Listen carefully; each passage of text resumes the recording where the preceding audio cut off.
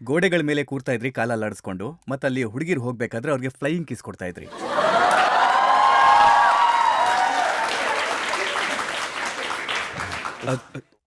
ಅದರದೇ ಇವಾಗ ನಾನು ಪೂರ್ತಿ ಪ್ರೊಫೆಷನ್ನೇ ಮಾಡ್ಕೊಂಡಿದ್ದೀನಿ. ಇದನ್ನೇ ಮಾಡ್ತಾ ಇರ್ತೀನಿ, ಹಿಂಗೆ ಮಾಡ್ತಿರ್ತೀನಿ. ಸೊ ನಾನೇನ್ ಹೇಳ್ತಾ ಇದ್ದೆ ಅಂದ್ರೆ, ಇವಾಗ ಒಂದ್ಸಲ ಅದು ನಮ್ ಫಾದರ್ ಇದ್ರಲ್ಲ, ಒಬ್ರು ಲೇಡಿ ಇದ್ರು. ಪಾಪ ಆ ಲೇಡಿ ಅಲ್ಲ, ಒಂದು ಹುಡುಗಿ, ಒಂದ್ 16-17 ಇಯರ್ಸ್ ಇರ್ಬೋದು ಅವ್ರಿಗೆ. ನನಗೆ ಅವಾಗ 5 ವರ್ಷ, ಸ್ಕೂಲಿಗೆ ಹೋಗ್ತಿರಲಿಲ್ಲ ಇನ್ನುವೆ. ಅವರು ಮನೆಗ್ ಬಂದ್ರು. ಅವ್ರು ಮನೆಗ್ ಬಂದು ನಮ್ಮ ಅಪ್ಪಂಗೆ ಹೇಳಿದ್ರು, ಇವ್ನು ಇದಾನಲ್ಲ, ಇವನು ಅದೇ ನಿಮ್ ಮಗ, ಇವನು ಗೋಡೆ ಮೇಲೆ ನಿಂತ್ಕೊಂಡು ಶಿಲ್ಲೆ ಹೊಡಿತಾನೆ, ಚಪ್ಪಾಳೆ ಹೊಡಿತಾನೆ, ಮತ್ತೆ ನನಗೆ ಹಾಯ್ ಸ್ವೀಟ್ ಹಾರ್ಟ್ ಅಂತ ಕರಿತಾನೆ ಅಂತ. Hello sweet heart.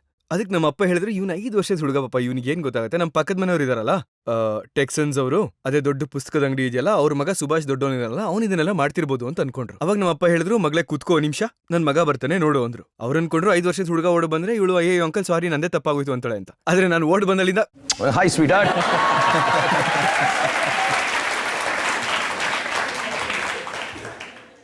ಈ ಪ್ರಶ್ನೆ, ಈ ಅಪವಾದನ ನಾನು ನನ್ನ ಮೇಲೆ ತಗೋತೀನಿ, ಪ್ರೈಡಿಂದ ತಗೋತೀನಿ, ಬಿಕಾಸ್ ಇದ್ರಲ್ಲಿ ನನ್ನ ತಪ್ಪಿದೆ. ಆದ್ರೆ 25 ವರ್ಷ ಮುಂಬೈನಲ್ಲಿ ಕಳೆದ ನಂತರ ಕೂಡ ಅಷ್ಟೇ ತಮಾಷೆ ಮಾಡ್ತೀರಾ? ಹಾ, ಹುಡುಗಿರ್ನ ಕಿಸ್ ಮಾಡೋ ವಿಷಯದಲ್ಲಿ ಖಂಡಿತ ಇದ್ದೀನಿ.